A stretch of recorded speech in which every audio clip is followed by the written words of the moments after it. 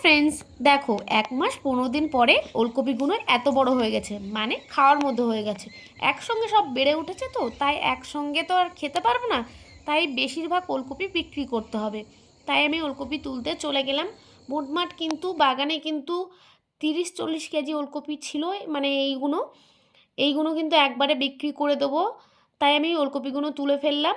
তো তুলে কিন্তু অনেকটা হয়েছিল, আর একটা দাদা সে সবজি ব্যবসা করে, সে বলেছিল আমি ওলকপি বিক্রি করে দেবো তোমাদেরকে, আর সে কিছু টাকা দেবে আর সেও নেবে। তাই ওলকপিগুলো আমরা তুলে ফেলেছি। আর এই ওলকপিগুলোর গোড়া আর গোড়ার পাতা কাটতে হবে, সে কিন্তু আমাকে বলে দিয়েছিল, আমি সেভাবেই কাটছি, যেভাবে আসলে বাজারে বিক্রি হয়।